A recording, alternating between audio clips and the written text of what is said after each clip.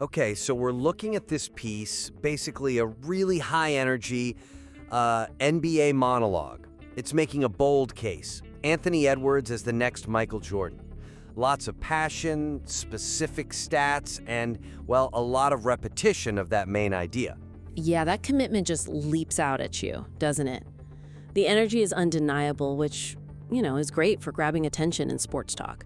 But we need to dig in a bit and see if that intense delivery actually helps the argument or if it maybe kind of gets in its own way sometimes. Right. So let's start with that core mechanism driving the energy. The whole thing seems built around repeating the phrase, why Anthony Edwards is the next Michael Jordan. And it's not just repeating it, there's this specific instruction about how often and with what kind of pause.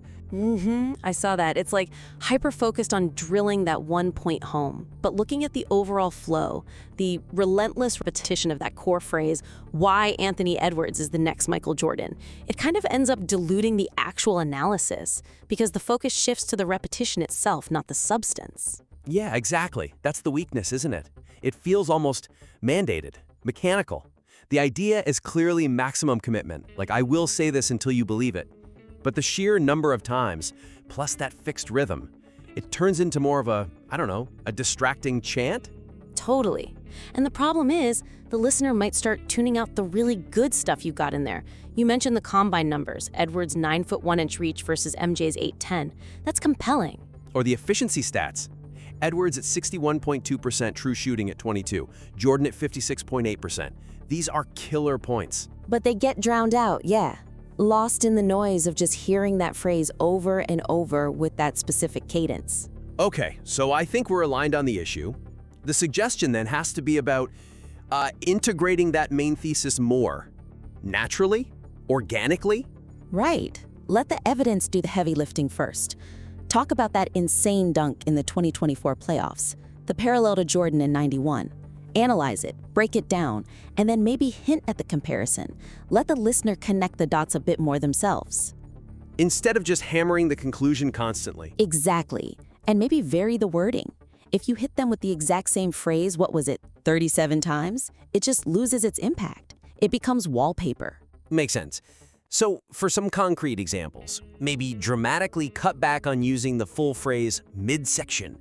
Instead, at transitions or after making a strong point about scoring, you could say something like, Maybe, and that's the kind of dominance that fuels this comparison. Or, the scoring numbers here really solidify the parallel we're exploring. Something that connects but isn't the exact same line repeated. Yeah, and then save the full shouted phrase, why Anthony Edwards is the next Michael Jordan, for those big moments. Like the opening hook to grab them and the final call to action. You want those to hit hard. Make them count, basically. Use it like a finisher, not a jab. Precisely. Let it land like a thunderclap, because you haven't overused it. Okay, good. Now, that intensity connects to the next point, doesn't it? The overall tone and style.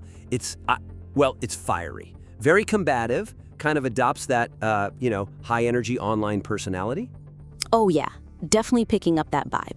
Especially with the engagement prompts, things like comment your funeral plans below, or telling people to drop Soul Snatcher. It's designed to stir the pot. For sure. And look, that approach can work, especially, like you said, on platforms where that kind of polarization drives views. And this is our main point here. While that aggressive, passionate tone effectively generates high-energy engagement for maybe a specific YouTube audience, it potentially undermines the material's credibility with listeners who are looking for more nuanced, balanced analysis. Right. The weakness is pretty clear. The sheer hostility, the really hyperbolic language, stuff like Edwards scores angrier than Jordan, MJ wanted respect, Ant wants your soul. I mean, it's provocative. But it risks alienating people. You might have listeners who are actually open to the core argument about Edwards, but they just get turned off by feeling like they're being attacked or dismissed if they have any skepticism. Exactly. And it ends up overshadowing really strong objective points you make later, like the quote from Gobert about Ant's leadership, or Ant himself talking trash to KD, saying, "I'm trying to be like you, but better." Those are great moments. They stand on their own, right?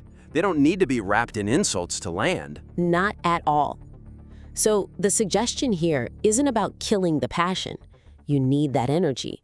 It's about shifting the strategy, maybe from outright confrontation to more like fierce conviction. Okay, I like that framing. Maintain the intensity, the belief, but maybe frame things more positively. Invite debate, maybe, but not necessarily a fight. Yeah, show your work, show your passion, but don't feel the need to, like, burn bridges with anyone who isn't already 100% on board. You want to persuade, not just preach to the choir or yell at the doubters. Right. So, thinking about concrete changes, those engagement cues, instead of the funeral plans line, which is pretty aggressive. Maybe pivot to something still engaging but focused on the analysis, like the piece actually suggested later. Comment your coldest aunt moment. I'm reading every single one. That brings it back to his game. Yeah, that feels better. It keeps the energy but focuses it on appreciation or debate about his play. And also, maybe dial back some of the overly aggressive generalizations, like casually dismissing LeBron with "he old." It kind of weakens the expert stance. Instead, you could lean into the proof of Edwards' rise, like making the 2024 All-Defense second team.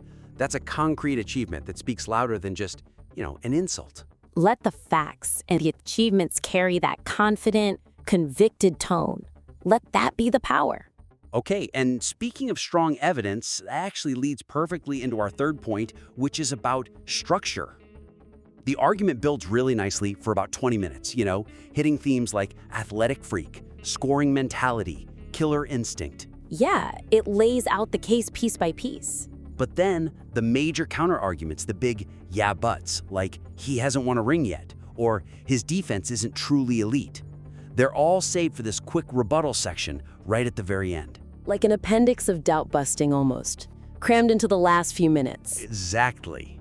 And structurally, that's a potential issue. Our topic sentence here is, relegating the primary counter-arguments to a rapid rebuttal at the end prevents the speaker from proactively using their strongest evidence to defend the central thesis throughout the main discussion. Yeah, that's a really key point. The weakness is basically, you're letting the listener hold on to their skepticism for way too long. For 20+ minutes, they're potentially thinking, okay, but what about the rings? What about the defense? You've given them all that time to build their mental counter case, and you haven't really armed yourself against it yet in the main body. And what's interesting is the points made in that final rebuttal section are often really strong. Like you mentioned before, bringing up the 2024 All-Defense second team selection directly counters the defense criticism. It's a great piece of evidence, but it feels like it lands too late. It could have been used way earlier to bolster the killer instinct, or maybe even a dedicated two-way impact section. Right, it loses some of its punch being held back like that. So the suggestion seems pretty straightforward. Integrate those defenses, those answers to the common criticisms, like rings, defense, timeline, weave them into the main sections where they're most relevant. Don't save your best defensive points for the end. Use them up front to make the main argument more robust from the start. Strengthen the core argument itself. Exactly. It's like building a fortress. You want the strongest walls throughout, not just a reinforced back gate you only show at the end. Okay, so concretely. For example, maybe after the scoring mentality chapter, when you're talking about his drive, you could transition into playoff domination by tackling the ring criticism directly.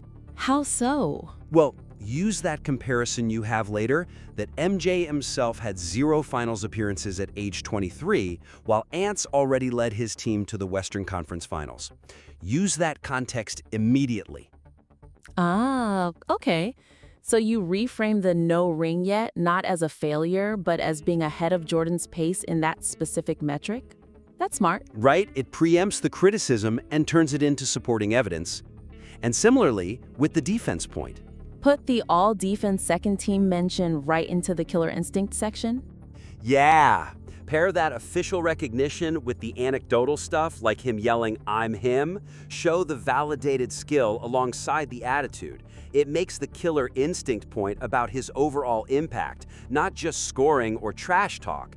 It establishes that two-way dominance much earlier and more effectively. That definitely builds a more complete, harder to refute picture throughout the whole monologue. So let's just quickly recap the main takeaways for refining this piece. It's got incredible energy, which is great, but the opportunities are, first, managing how that core phrase, why Anthony Edwards is the next Michael Jordan, is used, making the repetition less mechanical and more impactful.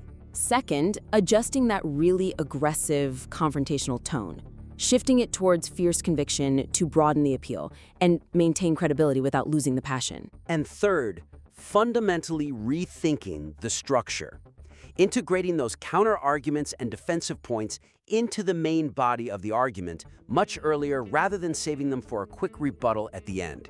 Yeah, the key actions seem to be dial back the hyperbole around the main phrase, vary the language, frame the arguments with conviction, not just confrontation, letting the evidence speak, and proactively deploy those strong responses to criticism, like the all-defense nod or the West Finals appearance, to build a stronger case from the start. Absolutely. This piece has so much potential because the core passion is there, and a lot of the supporting evidence is really solid. Definitely. We really encourage you to take these points, refine the piece, and we'd be very interested to see the next version. Please feel free to submit it again for another look.